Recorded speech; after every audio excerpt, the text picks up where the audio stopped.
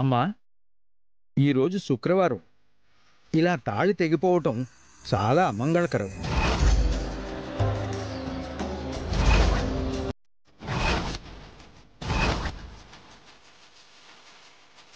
ఈ పరిణామానికి ఖచ్చితంగా నివృత్తి చెయ్యాలి, లేకపోతే ఇది పెద్ద అపశకునానికి దారి తీయవచ్చు.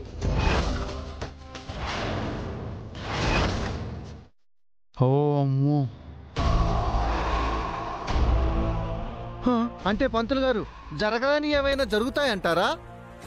ఈ అమ్మాయి ఇంట్లో ఉంటే మంచిది కాదా? తనని పంపించేయమంటారా?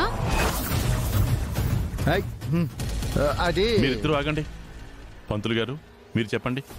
అమ్మా, ఈ అపచారానికి ఒకే ఒక్క పరిష్కారం ఉంది. ఏంటి పంతులు గారు అది? ఇప్పుడు మీ అబ్బాయికి ఏ కీడు జరగకుండా ఉండాలంటే అత్యంత నిష్ఠగా, భక్తి శ్రద్ధలతో మంగళగౌరి వ్రతం చేయించాలి.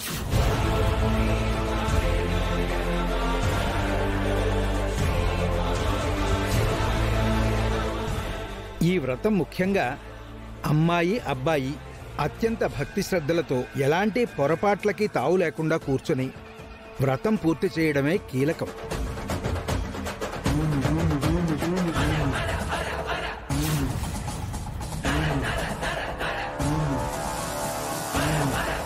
పంతులు గారు, నేను మీరు చెప్పినట్టే చేస్తా. పంతులు గారు, ఎలాంటి పొరపాటు జరగకుండా ఈ వ్రతం నేను చేస్తాను. ఇంకో విషయం అమ్మా, నువ్వే స్వయంగా నీ చేతులతో 9 రకాల పూలని కోసుకొచ్చి అమ్మవారికి అలంకరించాలి. అలాగే 5 ముత్తైదువులను పిలిచి వ్రతం జరిపించి వాయినం ఇవ్వాలి.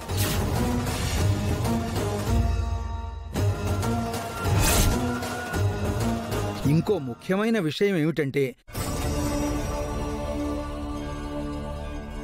ఈ వ్రతం జరిగినంతసేపు నువ్వు నీ భర్త ఎట్టి పరిస్థితుల్లోనూ పీటల మీద నుంచి లేవకూడదు.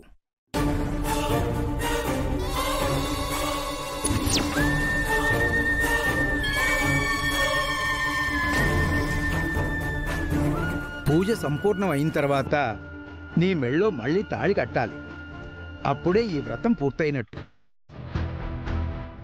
అలా కాకుండా వ్రతభంగం కలిగిందంటే ఆ దోషం నీ సౌభాగ్యాన్ని హరించేస్తుంది.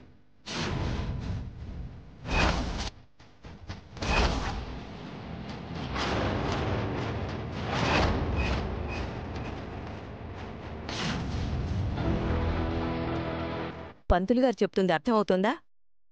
బామ్మగారు, నీ వల్ల ఏ పొరపాటు జరిగినా అది నా కన్నయ్యకే ప్రమాదమని చెప్తున్నారు. ఏది ఏమైనా, ఎంత కష్టం వచ్చినా నేను ఈ మంగళగౌరి వ్రతం చేసి తీరుతాను.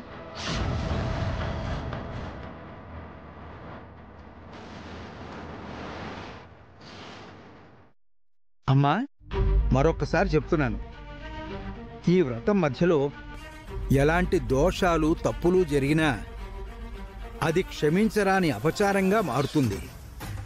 గుర్తుపెట్టుకోండి.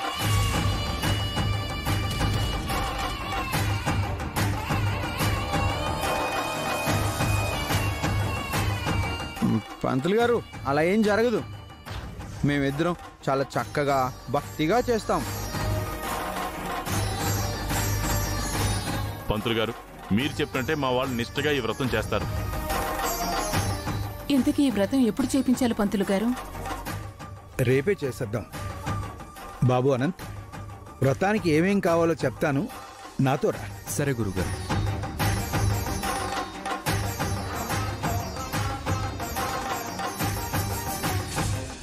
త్రిపుర, ఈ వ్రతం చేయకముందే నీ మనసులో వేరే ఆలోచనలు ఏమైనా ఉంటే చెప్పు. మళ్ళీ వ్రతం జరగకపోతే బాలగారికి ప్రమాదం అంటున్నారు. మా అక్క మనసులో వేరే ఆలోచనలేమీ లేవు, ఉండవు కూడా. బామ్మగారు, ఈ వ్రతం ఎలాగైనా సరే దగ్గరుండి బాలగారితో అత్యంత నిష్ఠగా పంతులు గారు చెప్పినట్టు నేను బాలగారు చేస్తాము. అవును బామ్మ, సుందరితో కలిసి నేను అల్లరి చేయకుండా కూర్చుంటాను.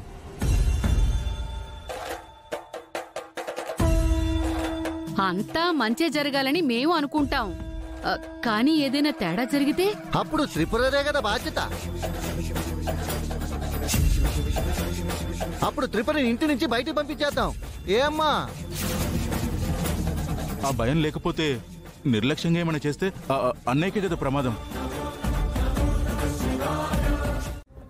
భగవంతుడా, రేపు జరిగే వ్రతం విజయవంతమై కన్నయ్యకి ఏమీ జరగకుండా కాపాడు తండ్రి. రే అనంత్, పూజ సామాగ్రి అంతా వచ్చేసినట్టేనా? పూలు తప్పించి అన్ని తీసుకొచ్చేసాను డాడ్. బాలాగారు మరి పూలు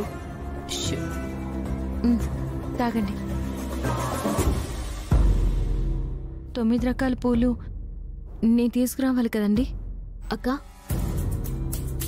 9 రకాల పువ్వులంటే ఎక్కడి నుంచి కోసుకొని వస్తావు? మన వీధి చివరిలో ఒక ఇల్లు ఉంది. వాళ్ళ ఇంట్లో అన్ని రకాల పూల చెట్లు ఉన్నాయి. అక్కడికి వెళ్ళి కోసుకుని వస్తాను. జాగ్రత్తమ్మా, రేపు మాత్రం ఎలాంటి పొరపాటు జరగకూడదు. ఏం జరగకుండా చూసుకుంటాను అత్తయ్య, నన్ను నమ్మండి.